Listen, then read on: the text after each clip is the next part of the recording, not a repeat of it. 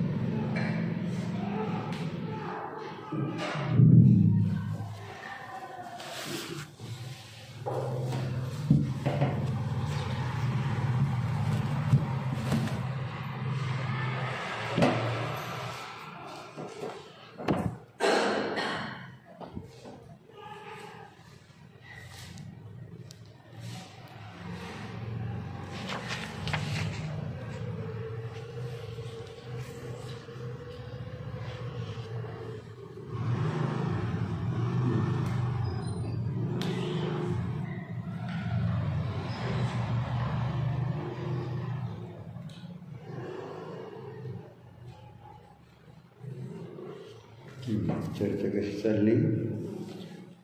अपरिश्राव्य गुणांची चाललेली भगवती आराधनेमध्ये.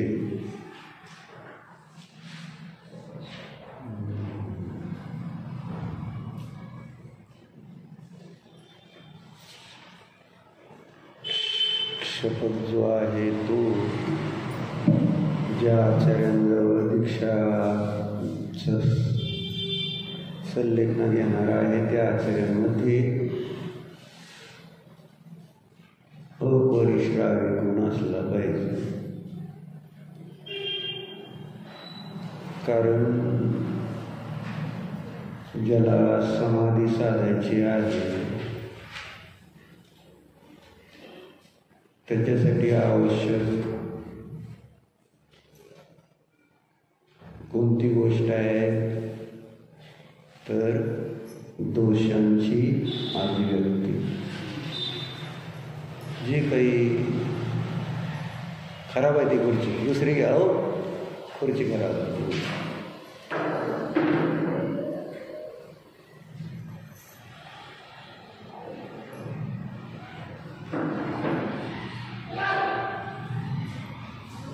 जे काही जीवनामध्ये दोष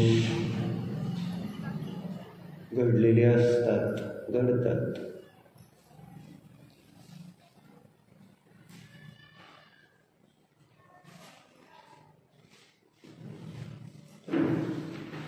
ते दोष जोपर्यंत व्यक्त केले जात नाहीत तोपर्यंत समाधी साधली जाऊ शकत नाही. म्हणून व्यवहारात बघतो आपण, जर एखाद्या मुलाला जखम झाली तर डॉक्टर काय करतात? अगोदर मलमपट्टी करतात असं नाही, अगोदर स्वच्छता केली जाते जखमेची. काय जावं ते नसतं, आवाज मोठं आपोआप जातं, तेवढं जातो तसं. स्पीकर ऑन करायची गरज नसते, त्याने कमी आवाज जातो. आपल्याला ऐकायला असतं ते स्पीकर, त्यांना नसतं.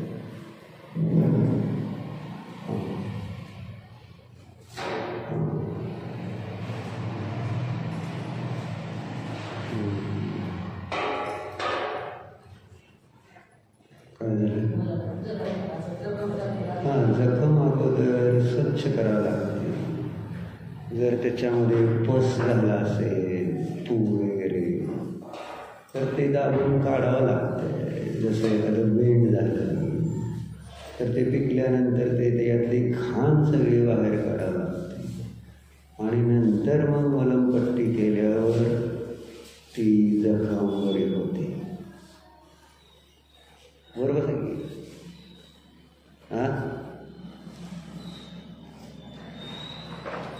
तुमच्याकडनं मोडली का खुर्ची? खुर्ची तुमच्याकडनं मोडली काय? म्हणून बदल केला. आणि विचारात बदल महत्त्वाचा आहे. आचारात काय झालाय वे त्याच्यामुळं तर सुधारणा नाही झाला म्हणायचं. म्हणजे दोष स्वीकारायचे. हो बाबा, म्हणजे अजून झाला नाही असं मला म्हणायचं ना. जोपर्यंत केवळ ज्ञान होत नाही तोपर्यंत हो बाबा.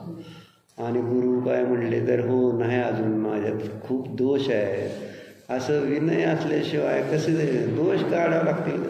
माझ्यात दोष नाही, माझं चांगलं आहे असं म्हटल्यावर कसे दोष जातील.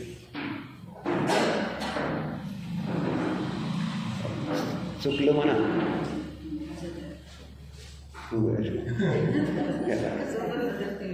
काय कसं बोलत आहे? काय नाही. हां, असं विनयाने म्हणायचं चुकलं. खरंच चुकलंय का खोटं खोटं चुकलंय?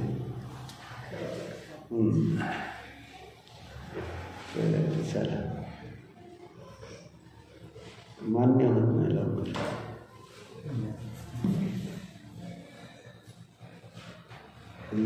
दोष मान्य नाही तर दोष सांगणार कसं?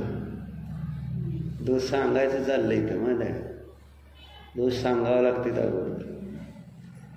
आणि दोषच नाही म्हटल्यानंतर मग सांगणार कधी तुम्ही? नाही सांगितले तर काय होईल? तेच चाललं ना. जखम जर स्वच्छ न करताच मलमपट्टी डॉक्टर केली तर काय होतं? जखमेत जर घाण असेल, कारण जखम होताना कशाला तरी धडकून लागूनच झालेली असते, तेव्हा तिथं त्याच्यात डायरेक्ट मलमपट्टी त्याच्यावर करायची का काय दुसरा उपाय आहे का? का कुठल्याही बाहेरचं काही राहिलं तरी ते त्रास करतं. बरोबर आहे. म्हणजे स्वच्छता करावी लागते. काय माहिती का? हां, नाही इकडे तोंड केलं जातं. स्वच्छता महत्वाची आहे.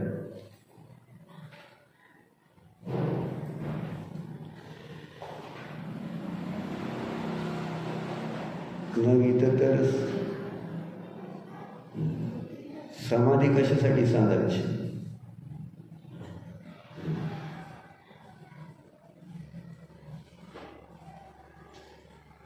सगळ्या दोषातून मुक्त होण्यासाठी, संसारातून मुक्त होण्यासाठी समाधी असते. कर्म, द्रव्य कर्म, भाव कर्म याच्यापासून मुक्त होण्यासाठी समाधी असते. नो कर्म, सगळ्यापासून मुक्त होण्यासाठी समाधी आहे. मग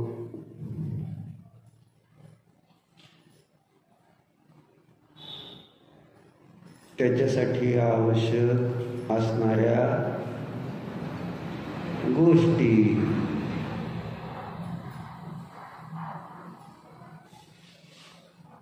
ते आपल्याला कशा चांगल्या वाटतात का नाही वाटत ह्याच्यावरून नाही. ही सगळी चर्चा जिनेंद्र देवाच्या ज्ञानात झळकलेली आहे. जशी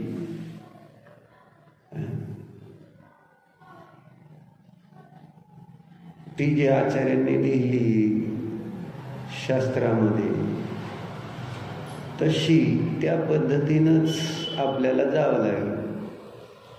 शिक्षण ज्या पद्धतीने शिकायचं त्याच पद्धतीनं. आपल्या पद्धतीने शिकवा म्हटलं तर चालतंय का?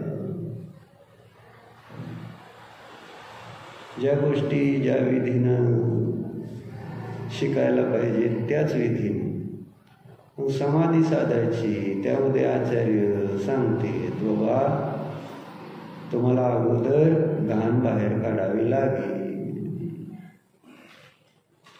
त्याच्याशिवाय गुणग्रहण होणार नाही. दोष काढावे लागतील तरच गुणांची प्राप्ती होईल असं आहे.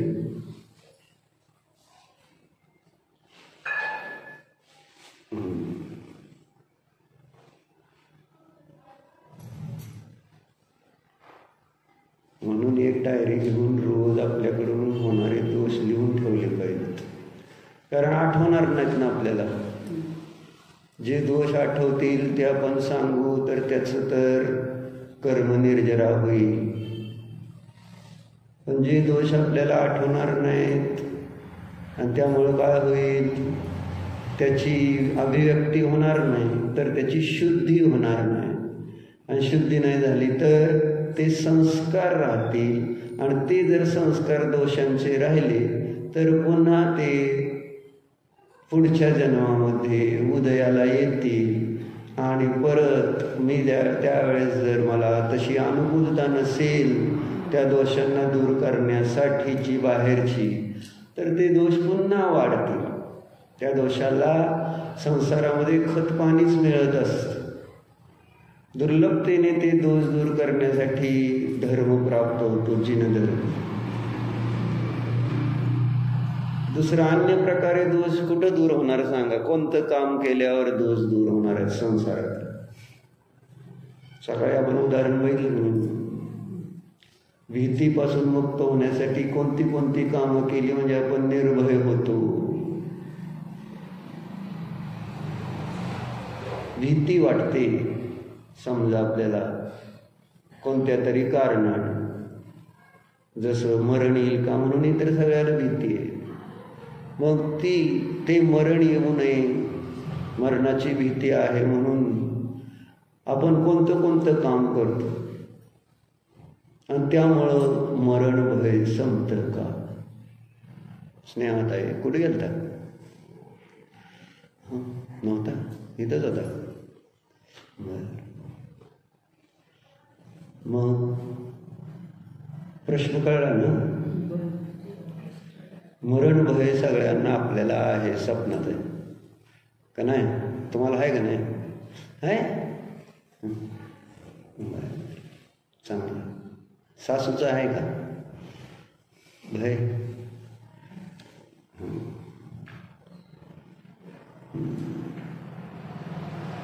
मग मरण भय दूर करण्यासाठी आपण कोणते कोणते उपाय केले, करतो, करणार आहोत?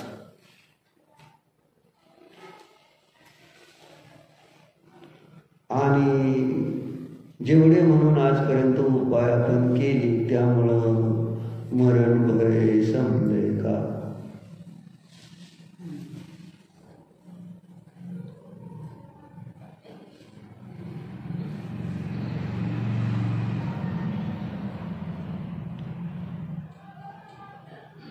काय डॉक्टर काय उपाय करताय मरण भय दूर करण्यासाठी? भीती तर आहे. तुमचं नाव स्नेहा नाही, काय नाव? स्वातीत आहे. काय बघितली नाही का? लगेच तोंड वळवायचं मागं. काय करायचं तुम्हाला? कोण स्वाती? माणसाला जिज्ञासा तिसरीच. आत्म्याकडे तसं जर बघितलं असतं ना तर आत्ता मोक्षाला गेला असतं म्हणजे.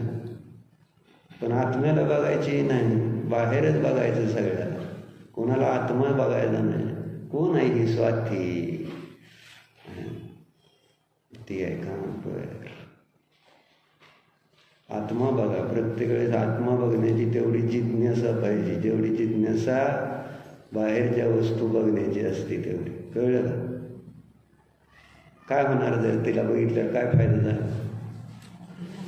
हा काय म्हणलं?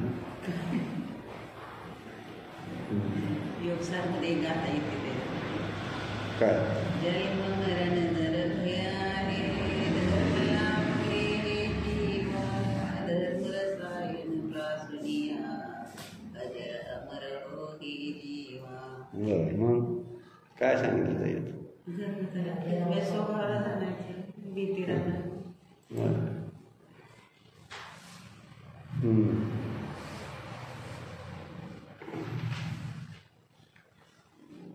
आपण काय करतोय हा माझा प्रश्न. स्वातीताई काय सांगा बरं, काय करता तुम्हाला भीती आहे का नाही मरणाची?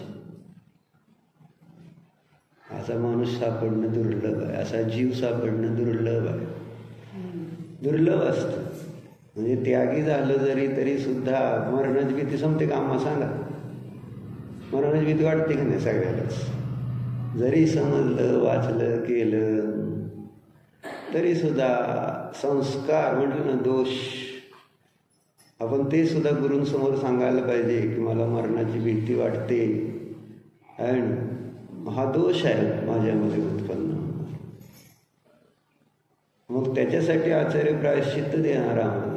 मरणाची भीती वाटणे रूप जो दोष आहे, प्रत्येक दोष आपल्या लक्षात यायला पाहिजे ना. तर त्या दोषाला दूर करण्यासाठी आपल्याला आचार्य जे सांगतील, डॉक्टर जे सांगतील तेच औषध घ्या ना. तुमच्या मनानं तुम्ही औषधं घेणार का सगळी?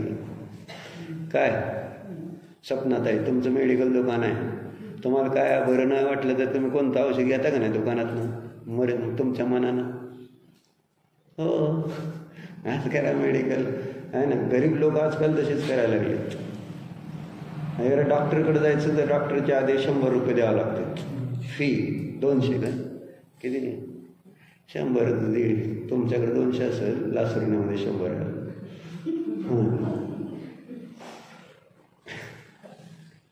मग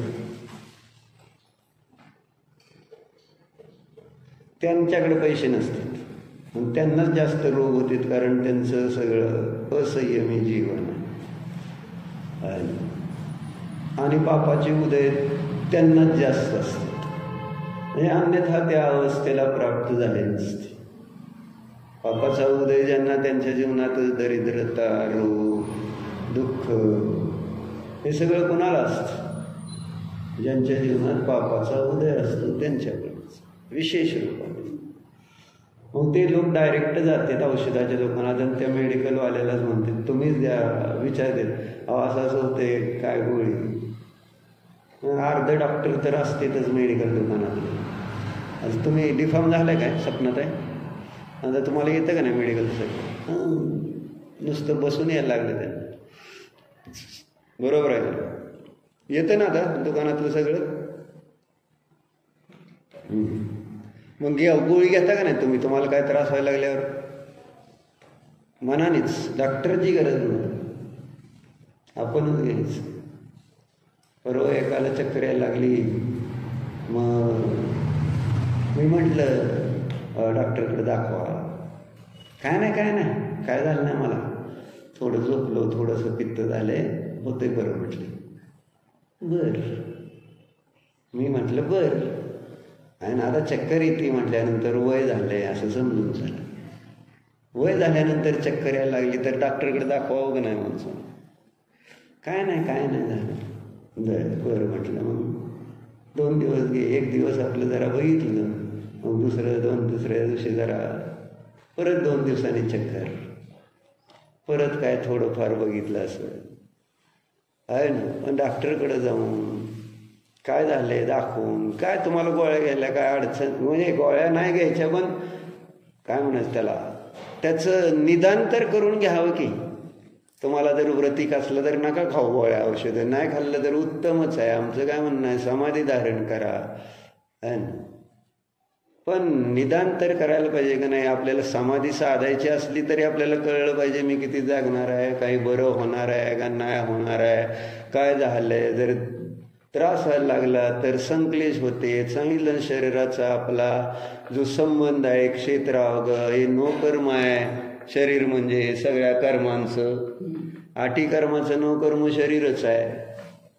शरीराच्या आश्रयाने सगळं ज्ञानावरण, दर्शनावरण, वेद, नियम, आयु, नाम, गोत्र, अंतराय, 8 कर्म शरीररूपी नोकर्माला निमित्त करूनच बांधतंय ना हा मुख्यतेने.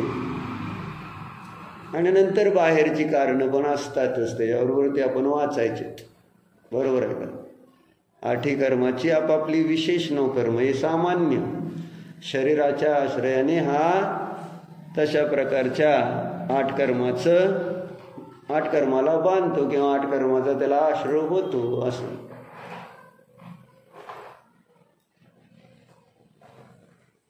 काय सांगत होतो मी? चक्कर यायला लागली. मग दाखवा, नाही दाखवलं. मग 4 दिवसांनी परत काय झालं, परत चक्कर यायला लागल्यावर मग आता मात्र म्हटले आता दाखवू. आणि दाखवल्या तोपर्यंत गुटळ्या झाल्या डोक्यात, आहे का नाही? मग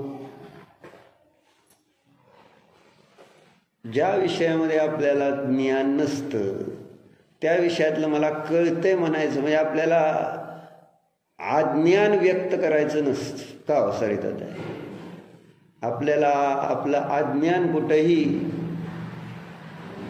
मी अज्ञानी नाहीच म्हणजे आपण थोडं सर्वज्ञतेला थोडंसं कमी आहे.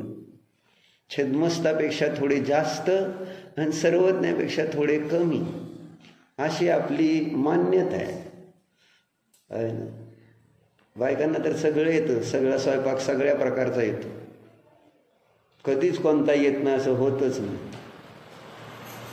कुठली डिश येणार का नाही तुम्हाला करायला? निलिमा का की तुम्हाला येतात का नाही सगळंच करायला? असं तुम्ही मान्य करायचं, हो मला ती जमत नाही असं थोडंसं. आणि जर शिकायचं म्हटलं तर पूर्ण व्यवस्थित शिकतो. वा हा असं का, हा कळलं की हे असं करायचं. पुरणपोळी जशी झाली ना त्या बाईची तसं शिकतेत बायका. म्हणजे धर्म असो ना तर कर्म असो, त्याच्यात प्रत्येकाला असा कमीपणा वाटतो कुठल्याही बाबतीत. दोषाच्या बाबतीत आहे ना, असं तर नाहीच, मला काय नाही, मला सगळंच जमतंय, ही एक मान्यता. का तर त्याच्या पाठीमागे अहंकार. आणि त्यामुळं आपल्याला कुठलीही चांगली गोष्ट नीट शिकता येणार नाही आणि आपल्यातले दोष दूर करता येणार नाही. बरोबर आहे. म्हणून औषध कुणाकडनं घेतलं पाहिजे सपनाताई? कुणाकडून घेतलं पाहिजे?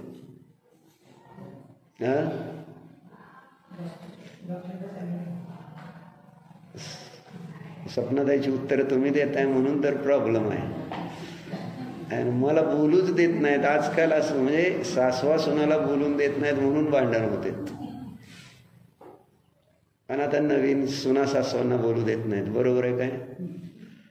नवीन, पूर्वीच्या सासवा सुनांना बोलू देत नव्हत्या आणि आता सुना सासवांना बोल. बरोबर आहे का साथीत आहे? तसंच आहे ना तुमचं?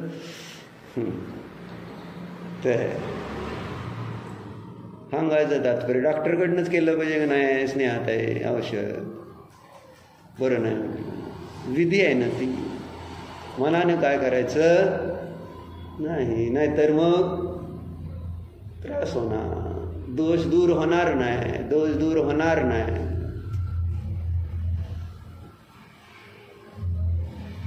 म्हणून आपण जे करतोय, आपण जे दुःख दूर करण्याचे उपाय करतोय, दुःख म्हणजे दोषच आहे, म्हणजे दोष आहे म्हणून दुःख आहे. दोषाचा आणि दुःखाचा अविनाभाव संबंध आहे. जेथे दोष तेथे दुःख व्याप्ती आहे का नाही? म्हणून तर आपल्या अरिहंतांचं स्वरूप सांगताना सांगितलं निर्दोष. अरिहंतांची सिद्धी निर्दोषतेच्याद्वारे केली. ते मूळ 18 दोष सामान्य स्थूल जे आपल्याला सगळ्याला समजते आहे ना. 18 दोष आपल्याला माहिती आहे ना अरिहंतांची. 18 दोषाने अरिहंतांची नाही, अरिहंत त्यांनी रहित असते. ते 18 दोष कोणते आहेत? आणि त्या दोषाला आपण दोष मानून अरिहंतांनी त्या दोषांना कसं नष्ट केलं याच्यावर आपला विचार किती असतो. जसं सामान्य पहिला दोष कोणता आहे? तेजस्रित आहे. पहिला दोष कोणता आहे 18 दोषातला अरिहंतांच्या? ज्याने रहित असते अरिहंत. पहिला दोष 18 दोष माहित आहेत का नाही? पहिला कोणता आहे माहित आहे म्हणताय परत काय?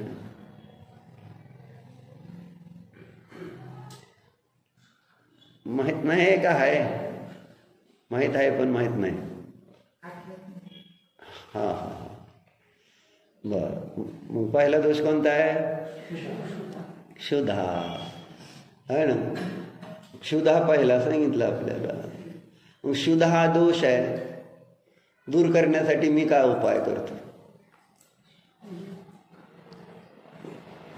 आणि जो मी उपाय करतो त्याने तो दोष दूर होतोय का? आणि त्याबद्दल आपण कधी त्याची अभिव्यक्ती केली का? की बाबा माझ्याकडे मला भूक लागते सारखी, अम्मा काय करू? सकाळी जेवलं तरी संध्याकाळी भूक लागते.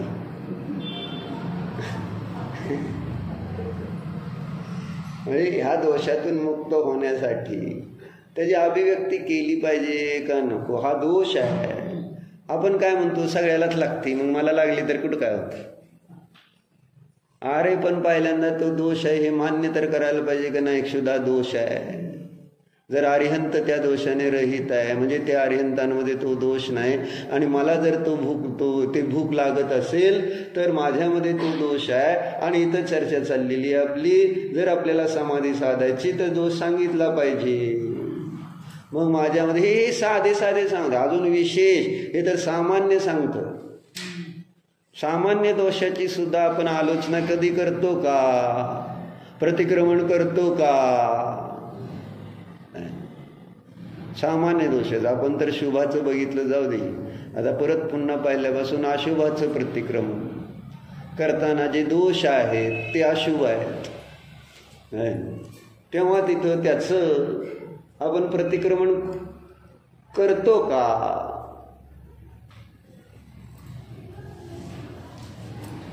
मग आपल्याला औषध मिळेल ना, तिथंच मिळणार आहे ना, गुरूंकडूनच मिळणार का ना औषध? दोष दूर करायचा असेल तर. म्हणून दोष कोणते कोणते हे सांगायला लागलेत ना, आपण जी चर्चा करतोय तेच. कोणते कोणते दोष असते? अतिचार सगळ्याचे सांगायला लागलेत ना. अपरिश्रावी गुन्ह्यामध्ये कोणते जे अतिचार झाले आपल्या आधी, ते झोपायचं होतं ना, कोणता होता? आत्ता आपण प्रायश्चित्ताचे दोष बघायला लागलो. अतिचार त्याच्या अगोदरचं कोणतं होतं? काय उगच नाही, आलोचनेचे दोष नाही हो. प्रायश्चित्ताचे अतिचाराच्या अगोदर पहिल्यांदा काय नीट नीट सांगा की राव. अभ्रावक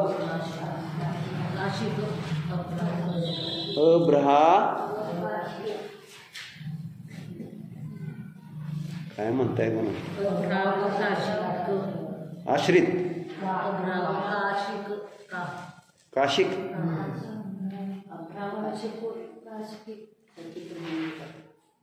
काय? नाही, दोषाचं नाव काय? अभ्रावकाशिक. म्हणजे ते झोपायच्या अपेक्षेनेच आहे ना. म्हणजे शय्या, म्हणजे झोपताना आपल्याला कोणते कोणते दोष लागू शकते हे सांगितलं ना. कुठल्या भूमीमध्ये झोपल्यावर, अशा आपण वाचलं नाही का? ते स्वप्नात आलं नाही, विचार जरी आला थंडीच्या दिवसात अग्नीचा, तरी तो अतिचार सांगितलं नाही तुम्हाला? नव्हते तर मग वाचायला पाहिजे. कसं म्हणते? नव्हतेच मी, मला काय विचारता? म्हणजे किती सोपं झालं निलिमा काकी तुम्हाला. वाचायला पाहिजे का नाही आपण? कुठली गातं चालली? घरनं वाचून कोण कोण येतं सांगा बरं रोज? असू दे, वाचता आत्तापर्यंत गाता पाठ झाली असते तुमची. ती गातीत काय काय सांगितलं ते. म्हणजे जेव्हा भूमिशयन नावाचं त्या ठिकाणी एक आवश्यक सांगितलेलं नाही 28 मूलगुणामध्ये, मग त्या भूमिशयन अंतर्गत कोणते कोणते अतिचार लागतात आणि त्या अतिचारांना व्यक्त करायचं असतं. कुणी क्षपकानी कोणासमोर? निर्यापक आचार्यांपुढे का? कारण त्यामुळे लागलेल्या दोषापासून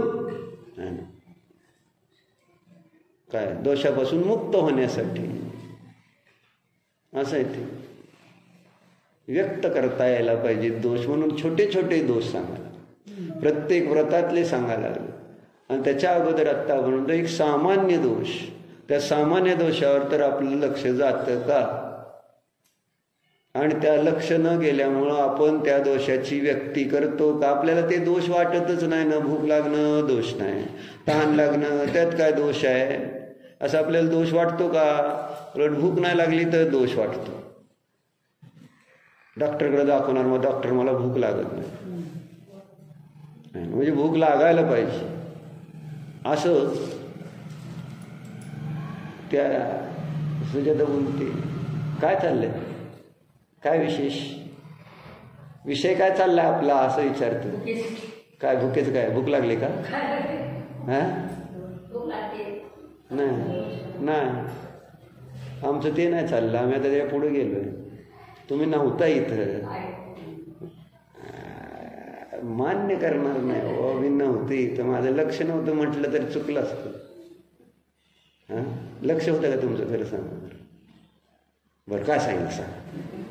आमचा असा आहे श्रद्धा म्हणजे सांगा काय चाललं नाही. शेवट काय झाला त्या विषयी, शेवटचं वाक्य काय होतं माझं सांग. लक्ष असं जर लगेच सांगता आलं असतं. कबूल करा, दोष कबूल करा, नाहीतर परत ते ज्ञानावरण कर्म बांधलं. तुम्ही जर म्हटलं होतं तर मग मी काय म्हणणार, बरं होतं जाऊ द्या. त्यामुळे तुम्हाला कर्म पापाचा बंद होईल. ज्ञानावरण कर्म असं बांधलं जाईल, परत तुम्हाला लक्षातच येणार नव्हतं म्हणाय काय होतं बिघडलं तर. हां किती बघा असं याला मला अवपीडक आचार्य लागतात माझ्यासारखे. म्हणजे पीडा देऊन देऊन म्हणजे तसं लागतं. म्हणजे त्याच्याशिवाय म्हणजे त्याच्यातनं काढून घ्यावं लागते दोष. असे सहजासहजी आम्हा गरीब आहेत, त्या आम्हा काय बोलत नाही आहे ना.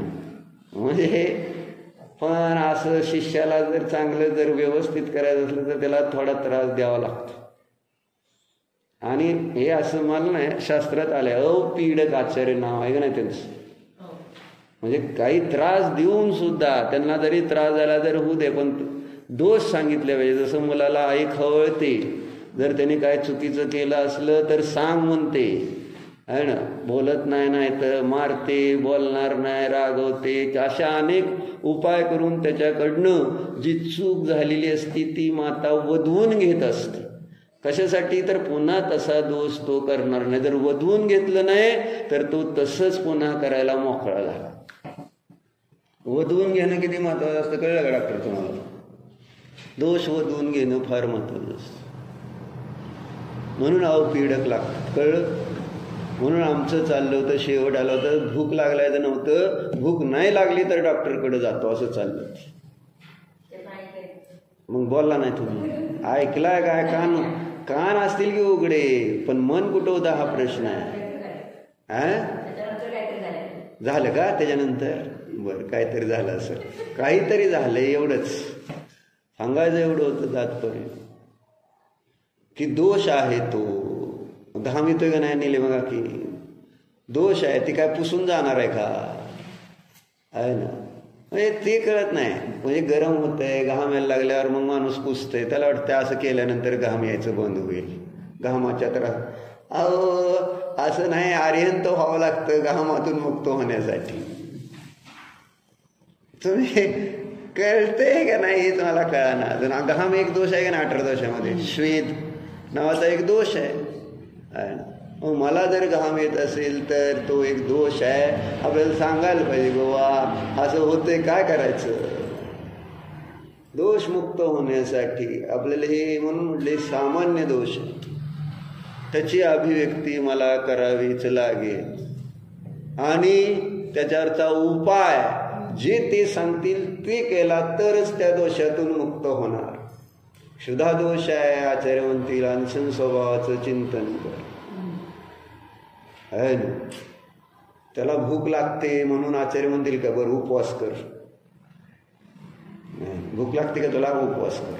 हां म्हणजे वेगवेगळ्या पद्धतीचं प्रायश्चित्त देऊ शकतात. कोणाला जास्त आसक्ती आहे, भूक लागते, आसक्ती आहे, उपवास करून सुद्धा त्याच्यातून त्या दोषातून निवृत्त केलं जाऊ शकतं. किंवा एक पुढे घेतो बस.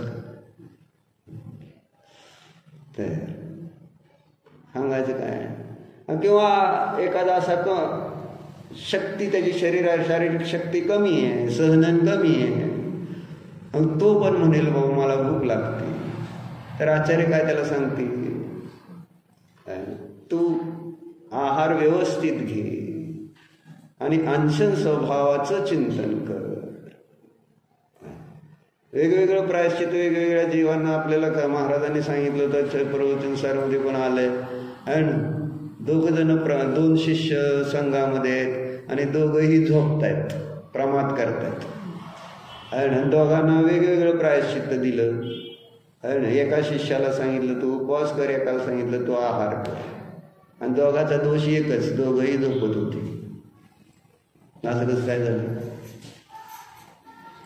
एक जास्त खाऊन झोपत होता आणि एक जास्त उपवास करून प्रमाद येत होता. असं होतं का? कारण उपवास जास्त झाले, शरीरामधली ताकद कमी झाली तर म्हणजे ताकद नाही राहिल्यानंतर मनुष्य शेवटी है ना ग्लानी येते, प्रमाद होतोच की. भक्त जपन अशक्तपणा आल्यानंतर ग्लानी येते का ना. मग तिथं दोघाला एकसारखं प्रायश्चित्त दिलं तर काय होईल? म्हणून दोष काढणारे आचार्य हुशार लागतात. म्हणून आचार्य पद का आहे? त्यांच्याकडं विवेक असतो, त्यांना शिष्यांना दोषमुक्त करून गुणाने समृद्ध करायचं असतं त्यासाठी. आणि म्हणून शिक्षकाकडं शिकायचं का असतं? म्हणून इतर मतवादींमध्ये गुरु केल्याशिवाय ज्ञानच येत नाही, त्यांना धर्मच सुरुवात होत नाही असं म्हणते. आधी कोणाला तरी गुरु करायचं म्हणजे त्यांच्याकडे जाऊन माळ घालायची असते, अशी एक त्यांच्याकडे पद्धती आहे. मग आम्हाला माळ कोण कोण घालणार आहे सांगा ना? आम्हांची माळ, आम्हाला नाही. आम्हांची माळ कोण कोण घालणार आहे? आम्हांच्या नावाने कोणी माळ घातली का सांगा बरं? किंवा गुरूंचे कोणी असतील जे आपण, कोणी कोणाच्या गळ्यात आहे का माळ? गुरूंची माळ पाहिजे का नाही? म्हणजे त्याच्यामुळं स्मरण राहतं. कारण बरेच जण दाखवतात आम्ही शाकाहारी आहे, कशावरनं आम्ही माळ घातली. ते त्याचं प्रतीक असतं. गुरु केल्यानंतर त्याला मांसाहार करता येत नाही, बरोबर आहे. मग आम्हा माळा घाला सगळ्याला, म्हणजे काय होईल? हॉटेलात खाणार नाहीत, मोबाईल वापरणार नाही. म्हणजे मी माळ घातली, मी मोबाईल वापरत नाही असं दाखवायचं. चालतंय का स्नेहात आहे? घालायची का माळाच आम्हांकडनं? घालायची म्हणतात. मग घालून टाका, कार्यक्रम करून टाकवाच. छान भाव असे ठेवायचे उज्ज्वल, कोणी काय करत नाही माहिती आहे का? आणि पण परिणामाची विशुद्धी झाली की नाही त्याच्यामुळे? हो, घालायची, त्याचं फळ तत्काळ मिळालं. वर्तमानात एक गुड फिलिंग आहे, त्या निमित्तात कर्म पण त्या ठिकाणी जे आहे ते चांगलं मानलं जाईल. वाईट कर्माची निर्जरा होते. भविष्यामध्ये आपल्याला तशा चांगल्या कर्माचा उदय आल्यामुळं ऑटोमॅटिक संयमाचे भाव. भावामध्ये दरिद्रता ठेवायची नाही. जलिक्रियेने आपल्याला जमत नाहीत अनेक गोष्टी, त्यावेळेस भाव. म्हणून म्हटलं श्रद्धांतरित पक्क पाहिजे की हेच बरोबर आहे, मला हेच करायचं. असं एक श्रद्धानाबद्दल गाथा येतेच. नियमसारमध्ये पण आहे, परम आवश्यक अधिकारामध्ये. असं सांगायचं काय होतं? सांगत काय होतं? दोष गुरूंकडनंच दूर केले पाहिजेत असं मला सांगायचं. गुरूंच्या सानिध्यात जाऊन त्यांच्याकडं आपल्या दोषांची आलोचना करून त्यांच्याकडून आपल्याला जे काही प्रायश्चित्त प्रतिक्रमण सांगितलं जाईल ते आपल्याद्वारे केलं गेलं पाहिजे. तर आपण चांगल्या प्रकारे, कारण रोग दूर करण्यासाठी चांगल्याच डॉक्टरकडे जावं लागतं का नाही? शरीरात रोग झाला, कोणत्याही सामान्य डॉक्टरकडे गेलं तर सामान्य रूपाने होईल ट्रीटमेंट. काही वेळेस थोड्या काळासाठी बरं पण वाटेल, परंतु मुळातनं कशामुळं रोग झाला आहे हा सामान्य डॉक्टरला माहिती नसते, म्हणून स्पेशालिस्ट लागतो. सामान्य MBBS झालेला चालत नाही, MD पाहिजे. MD मध्ये पण अनेक प्रकारचे MD असतात, बरोबर आहे. MD मेडिसिन आहे, MD चेस्ट असतो, MD अजून फिजिशियन, सर्जन, असे वेगवेगळे पोस्ट ग्रॅज्युएशन म्हणजे त्या डॉक्टरकीमध्ये सुद्धा वेगवेगळ्या विषयांमध्ये स्पेशलिस्ट झालेले असते. म्हणजे त्या विषयाचा इतका सूक्ष्म अभ्यास करते ते किंवा केला जातो की ज्यामुळं तिच्यात काय सूक्ष्म दोष असतील तर ते त्यांच्या निमित्तात दूर केले जाऊ शकतात. म्हणजे त्यांचं त्यांना ज्ञान आहे. पण सामान्य डॉक्टर सामान्य औषध देईल. ताप आलाय का, बरं हे पॅरासिटामॉल घे, बरोबर आहे का. म्हणजे सपनाताई पण देतील दुकानात गेलं, ताप येतो काय, हे पॅरासिटामॉल, नाही हे क्रोशिन, बरोबर आहे का. डॉक्टरकडे सुद्धा जायची गरज नाही असं होतं. किंवा डॉक्टरकडे गेला तर अजून एखादं दुसरं औषध, पण तरी ताप नाही उतरला तर अजून चांगल्या डॉक्टरकडं जावं लागतं. जेवढा जास्त चांगला डॉक्टर तेवढं आपल्याला त्या रोगाचं निदान चांगल्या प्रकारे झाल्यामुळं त्या रोगापासून आपल्याला मुक्त होता येणार. हे साधं व्यवहार आहे. हाच व्यवहार इथं धर्म काय वेगळा नसतो. जे व्यवहारात आपण करतोय फक्त त्याचा विषय बदलायचा. पण आपण ते धर्म करताना सगळं कृत्रिम होऊन जात आणि त्याच्याबद्दल आपल्याला असं वाटतं की आपल्याला नाही कळत असं.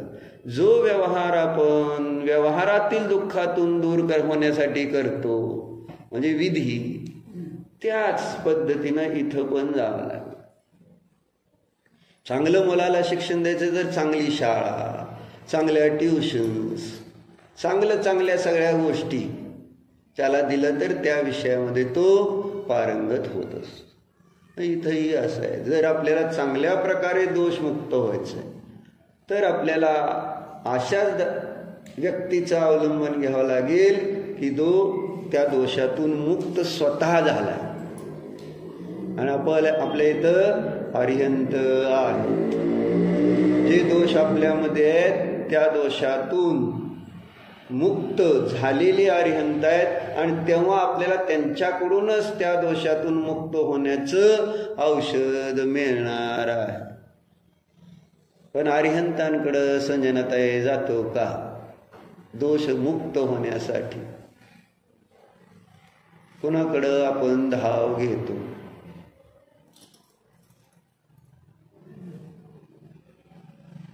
सिद्धांकडे कधी जातो का? शरीराला दोष मानून मला शरीर मिळाले, हा दोष आहे, मला या दोषातून मुक्त व्हायचंय तर मला कोणाकडं जावं लागलं? जे शरीराच्या अतीत झाले अशा अशरीरी सिद्धांना विचारात घ्यायला नको का? कुठलंच नाही ना थिअरी आहे ना प्रॅक्टिकल आहे. आणि मग मला वाटेल तसे आणि जे त्या दोषातनं मुक्त झालेले नाहीत अशा आजूबाजूच्या लोकांकडून आपण सल्ले घेत राहतो. त्याला म्हटलं आचार्यांनी परस्परम आचार्यत्वम कुर्वन्ति. संसारामध्ये कामभोग आहे ना, या ज्या कथा आहेत बंधाच्या त्याच्यामध्ये सगळे पारंगत आहेत आणि ते सगळे एकमेकाला त्याविषयीचे सल्ले देणार आहेत चांगले. जरी त्या विषयात शिकलेलो नसलो तरी सल्ला देता येईल का नाही तुम्हाला? संसारातला सल्ला देतच असतो आपण एकमेकाला.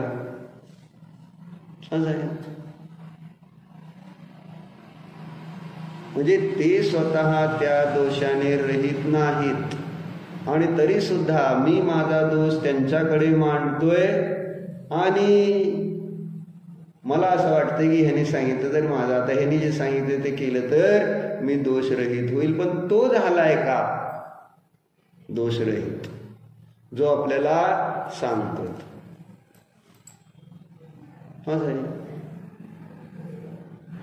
म्हणून कोणाकडे कोणता दोष दूर करायला जायचं हे आपल्याला लक्षात घ्यायला पाहिजे आणि कोणते दोष आहेत हे आपल्याला कळले पाहिजेत. दोष आता कोणाकडे जायचं ही नंतरची गोष्ट. पहिली गोष्ट दोष कोणते आहेत हे कळले पाहिजे आणि त्याला दोष आपण स्वीकारलं पाहिजे. बरोबर आहे? नाहीतर नाही काय नाही, दोष नाही स्वीकारणार तर मग मात्र मोठी पंचायत होईल बरं. म्हणून पहिल्यांदा दोष कोणते कोणते असतात शास्त्राच्या आधाराने समजा. कारण आपण दोषांमध्येच वाढतोय वाढत आलोय अनादी काळापासून आणि त्याच्यामुळं मला माहितीच नाही की हे दोष असतात. कारण आजूबाजूला पण तेच आहेत आणि माझा तो अभ्यास अनादीच आहे, त्यामुळे मला त्याला दोष म्हणायचं असं मान्यच होत नाही. बरोबर आहे? काय होतंय? काय वाटतंय? आहे का? म्हणजे सगळ्या बायका एकसारख्या जायचे. हो बाबा नाही वाटत म्हणा की, त्याच्याशिवाय तुम्हाला ते दोषमुक्त कसं मी करणार सांगा. हो बाबा नाही वाटत नाही, म्हणजे उलट कळत असलं तरी अडाण्याचं सोंग घ्यावं लागतं. कधी कधी एखादा चांगला व्यक्ती भेटला, बघू ह्याच्याकडनं काय अजून विशेष माहिती मिळते का. आहे ना? कारण मी मागं भोपाळला एकदा गेलो होतो, त्यावेळेस मग एक ठिकाणी असं त्या मुख्य एक मंदिर आहे, दुसरीकडे एक पैफिजा म्हणून एरिया आहे, तिथं आपले काही जैन लोक राहतात. तिथं एक विद्वान होते कपूरचंद कौशल, तिथं मंदिराचं बांधकाम चाललं होतं. त्यावेळेस तिथं त्यांचं प्रवचन तिथं असायचं. मग आम्ही तिघं जण गेलो असेल, दोघं असेल किंवा दोघंच असेल. मग माझ्याबरोबर एक असणारे जे पंडितजी होते त्यांना एक दिवस प्रवचनाला त्यांनी तिथं नेलं आहे ना. मी इकडच्या मंदिरात, ते तिकडच्या मंदिरात त्यांना घेऊन गेले. मग त्याच्यानंतर दुसऱ्या दिवशी परत त्यांनी मला नेलं. मग त्यांनी काय केलं, जी गाथा माझ्याबरोबर असलेल्या पंडितांकडून प्रवचनामध्ये ठेवली तीच गाथा परत मला पण सांगायला. गाथा तीच ठेवली, विद्वान बदलला का? मग विचारलं तुम्ही तीच गाथा काय, ती काल झाली ना? ते म्हटली विचार त्या गाथेसंबंधीचं चिंतन आहे ना. बहुतेक समयसारची 13वी असेल किंवा 11वी 12वी असेल काहीतरी.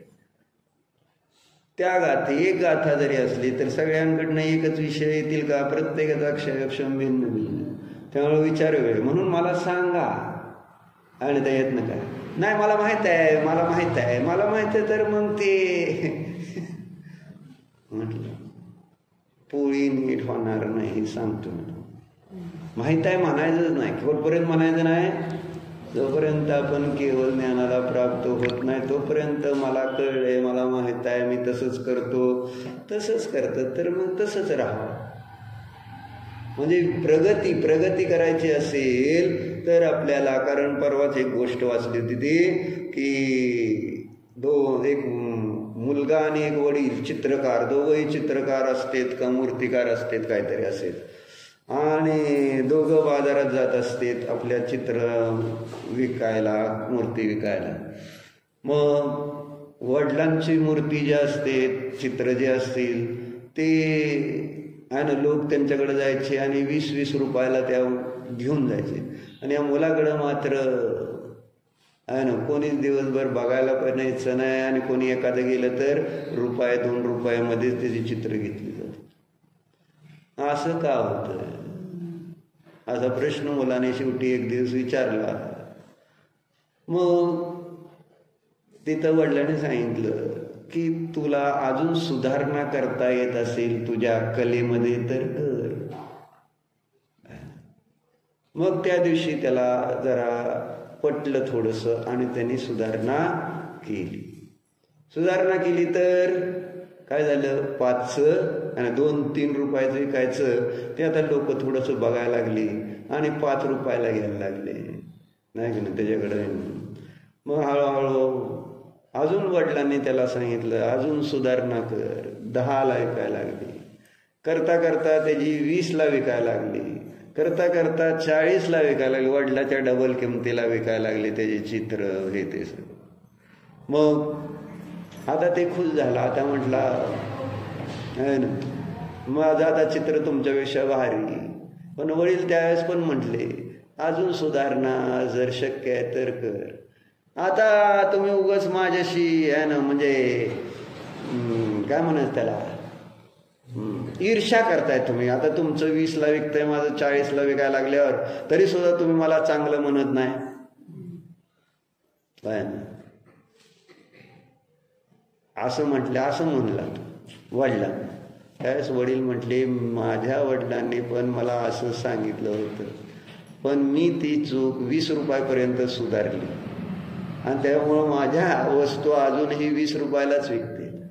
मी तुला सांगितलं तुझ्यामुळं तुझी 40 रुपयाला विकायला लागली, पण तू जर मला तिथंच संतुष्ट झाला तर त्याच्यापेक्षा जी चांगली अजून तू कला विकसित करू शकला असतास ती करू शकणार नाही. जिथं स्तुती झाली तिथं विकास संपला. कलेत बाहेरच्या हा बरोबर आहे की. म्हणजे मूर्ती किती चांगली केव्हा होणार आहे? नुसते मोठे मोठे दगड काढल्यामुळं मूर्ती चांगली नाही दिसत. जेव्हा मूर्ती घडवायची तर हळूहळू बारकी बारकी बारकी छायनी गाणी करून पुन्हा शेवटी ते घासून घासून व्यवस्थित केलं जाते, त्यावेळेस ती मूर्ती चांगली बनते. माहिती आहे का? आणि तुम्ही आधीच जर वरचे 2-4 ढपल्या काढल्या, हे बेस्ट आहे माझं सगळं एकदम ओके, बरं ठीक आहे तसलीच मूर्ती घेऊन बघा. आहे ना, चुकलं म्हणायचंय का झाले? तुम्हाला कळलंय सगळं? चुकलंय का? चुकतंय. हा बघा, अहो पीड कायला म्हणाला, इतकी पीडा दिल्यानंतर बरं बाबा चुकतंय बरं का मला. नाहीतर आम्हाला माहिती कळतेच की शुदा दोष आहे, तृषा दोष आहे, असं सामान्यपणे सगळेजण आपण म्हणतोय, पण त्याच्यावर अजून असा विचार करत नाही की हा दोष मग दूर करण्यासाठी माझा अभ्यास काय चाललेला आहे, मी काय केलं पाहिजे की जेणेकरून हा दोष नष्ट होईल.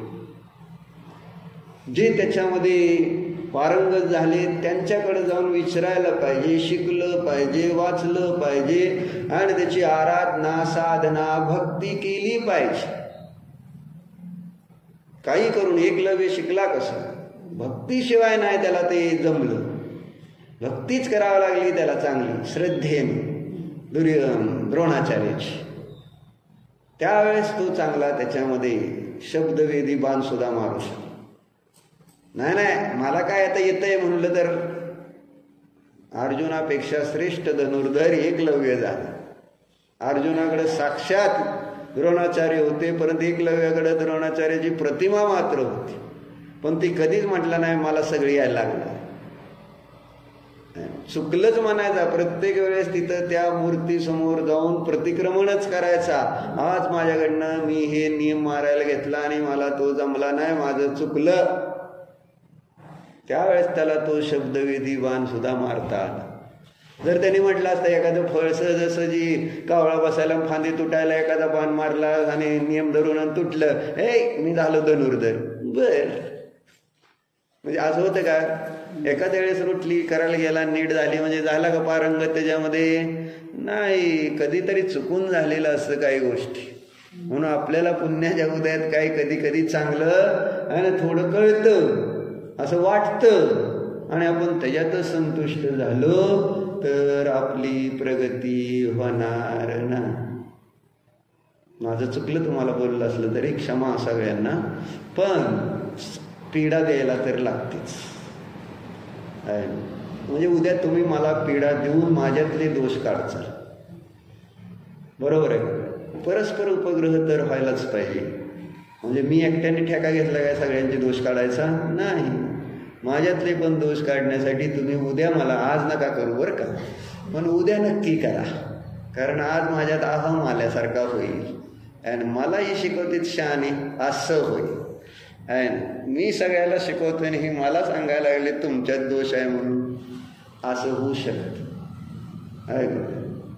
परंतु दोष म्हटलं ना, आचार्य राहिलेले असते दुसऱ्या संघात, त्यांनी सगळ्यांचे दोष दूर केलेले असते, पण त्या आचार्यांमध्ये घडलेले दोष ते दुसऱ्या आचार्यांसमोर जाऊन मांडतायत, त्यावेळेस त्यांना समाधी शक्य होते. चमत्कार कळलं?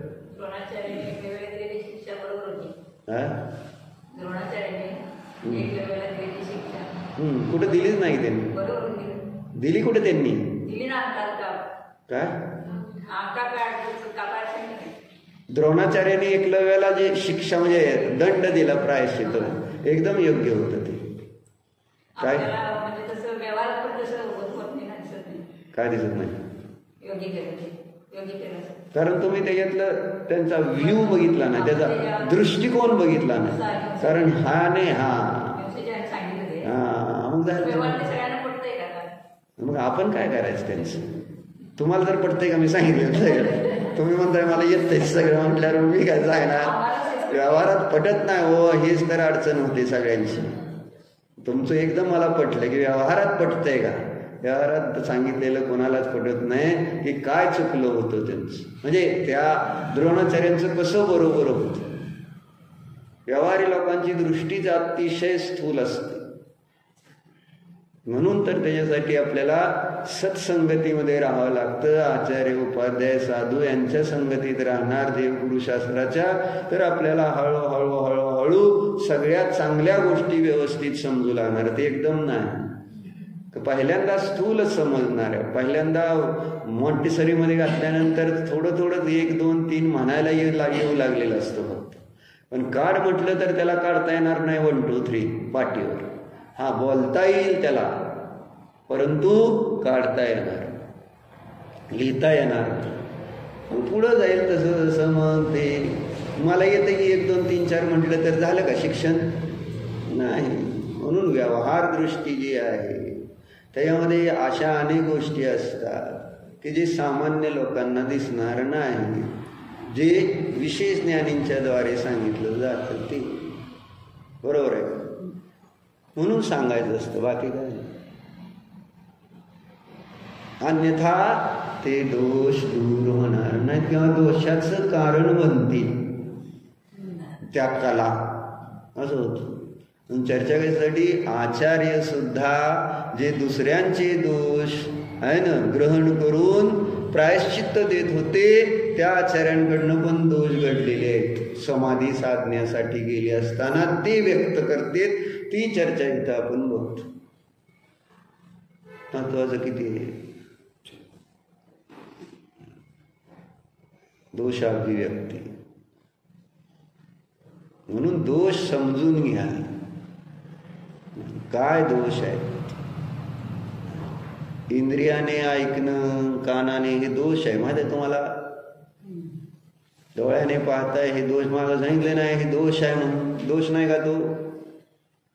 मग सांगताना सांगितलं मिथ्यात्वापेक्षा मोठा दोष आहे तो इंद्रियाचा वापर. कारण तेच मिथ्यात्वाचं साधन बनतं, साधकतम. कारण तिथंच भ्रांती होत असते. इंद्रियाने जाणताना शरीर आणि जीव 2 वेगळे वाटत नाहीत. डोळ्याने पाहिल्यानंतर असं वाटतंय का इथं ज्ञान वेगळं आहे आणि डोळे वेगळे आहेत. डोळे पाहत नाहीत, ज्ञान पाहते असं वाटतंय का स्वातीताई तुम्हाला कधी? कधी तर चुकून तर वाटलं का इथं ज्ञान आहे म्हणून पाहतोय आपण. डोळ्याने तर बघतोय. इतका अभ्यास झाला, त्या अभ्यासामुळे डोळ्याला त्रास झाला तर तुम्ही लगेच डॉक्टरकडे दाखवताल. ज्ञानाला त्रास झाला तर डॉक्टरला दाखवतात कधी? आणि चष्मा लागला, मोठा चष्मा लागायला लागला तर डॉक्टरला दाखवतात. पण ज्ञानामध्ये दोष वाढलेले असतील तर आपण कोणत्या डॉक्टरला दाखवायला जायचं विचार करतो. काही वेगळं नाही ना. हे डोळे तर बरोबर झाले म्हणजे माझं ज्ञान बरोबर होणार. म्हणजे त्याच्यामध्ये अभेद ज्ञान, त्याच्यामध्ये अभेद होतं शरीर आणि जीवाचं. अशी ही इंद्रिय आहेत. आणि त्या इंद्रिय ज्ञानाने जाणताना मला त्याच्यात दोष भासित होत नाही. म्हणून त्याचं कधी आपण आलोचना केली. आम्हा मी आज डोळ्याने बघितलं, मी कानाने ऐकला आज आम्हा खूप, म्हणून आपण काय कधी आलोचना केली का? आहे मी नाव घेतलं की मागं वळून बघितलं आणि आलोचना केली का? चुकलं म्हणलं का? चुकलंय का तुमचं ते? काय हां काय एवढं सांगितल्यावर आता म्हणते मग चुकलं मग असं म्हटलं. बरं, अजून सूक्ष्म दोष काढायचेत मला त्याच्यातले. म्हणजे परत कधी वळून बघितलंच नाही पाहिजे असं झालं पाहिजे. त्यावेळेस मी बरोबर आहे आणि जर मी आत्ता जरी तुम्हाला सांगितलं तुम्ही आत्तापुरतं बरं नाही बघत चुकलं म्हटला आणि परत उद्या तसंच झालं तर मी तुम्हाला व्यवस्थित केलं का दुरुस्त? असा म्हणजे एखादी वस्तू आता समजा एक गेट बनवायचं आहे कुठल्या तरी तुमच्या घराचं आणि ते जर नीट झालं नसेल आणि एकदा नुसतं कोणीतरी नीट थोडंसं लावलेजा करून दुरुस्त केलं, परत 2-4 दिवसांनी परत खराब झाल्यावर किंवा घरातली एखादी वस्तू खराब झाली मग ती तात्पुरती दुरुस्त झाली तर चालते का? त्यातलं कायमचं दुरुस्त झालं तर तो मेकॅनिक हुशार म्हटला जातो आणि तात्पुरतं दुरुस्त करणारा हुशार म्हणलं जाईल का? म्हणून इथं आपल्याला जो जिनधर्म मिळालेला आहे, जैन देव गुरु आणि शास्त्र हे आपल्यातनं कायमसाठीचे दोष दूर करतात. बाकी कुणालाही हे पुण्य नाही की हे सगळं मिळतं. म्हणून त्याचा उपयोग करून आपल्याला पूर्णतः निर्दोष व्हायचंच अशी भावना आपल्यामध्ये झाली पाहिजे. बरोबर आहे का? काय चुकलं असलं तर क्षमा. ओम नमः. बाहुलीला आता इथं अम्मांकडे राहायचं, अम्माच व्हायचं आणि परत बाहुबलीला हे दोष आहे तुमचा आहे ना. काय बाहुबलीत आणि इथं काय चाललंय? शिबिरात काय ज्ञान असतं का? काय काय कशाला? हे कुणाचं म्हणजे वक्त्याने बदलायचं का श्रोत्याने बदलायचं? पंचम काळ असा आहे की पाण्यानेच ताणलेल्याकडे जावी, विहिरीनंच ताणलेल्याकडे जायचं. ताणलेल्याने विहिरीकडे नाही यायचं. कोणी कोणाकडे जायला पाहिजे? विहीर कधी ताणल्याकडे जाऊ शकते का? पण होय मान्य आहे की मला, पण कोणी कोणाकडे जायचं? क्षेत्राकडे जायचं. आपण आता जिवंत क्षेत्र कोणतं आहे? जिवंत क्षेत्र कोणतं आहे आणि ते क्षेत्र कोणतं आहे? बाहुबलीला समजा काय तो आम्हा आहे, हे बाहुबलीपेक्षा चांगलं आहे का बाहुबली चांगलं आहे? सांग. आता लय पंचायत झाली त्यांची बोलायची. त्यांच्या मनात आहे बाहुबलीच म्हणतात. बाहुबली जायचं आहे ना बाहुबलीला म्हणून. बरोबर आहे का? हा असू दे. आता तुम्ही म्हणायचं आम्ही इथंच राहणार आहे, आम्हाला काय सांगायचं ना. मग मी आता अम्मांकडे चालले, बहुतेक अम्मा म्हणणार आहे म्हणून. बरोबर आहे का?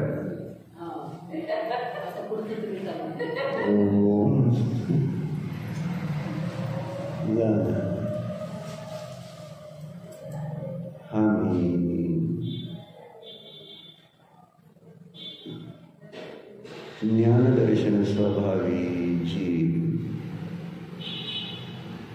सर्व दोषांनी स्वभावाने रहित आहे.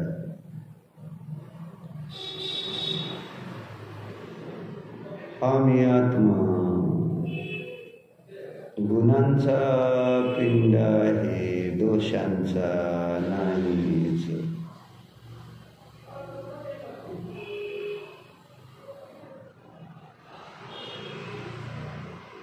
मी गुणवान आहे, दोषवान नाही.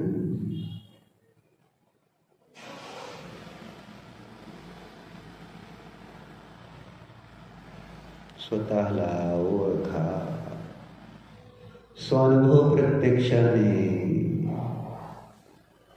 निध्रुवाचे वेदन कर.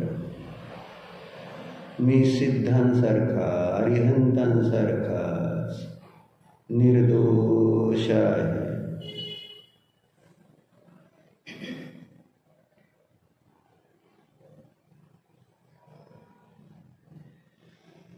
सिद्धोऽहम्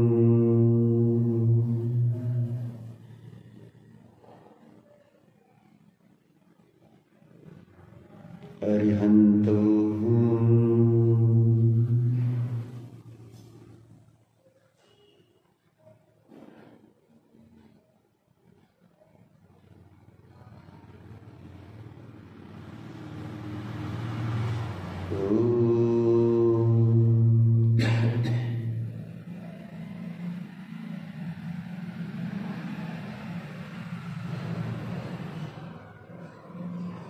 विसर्जन.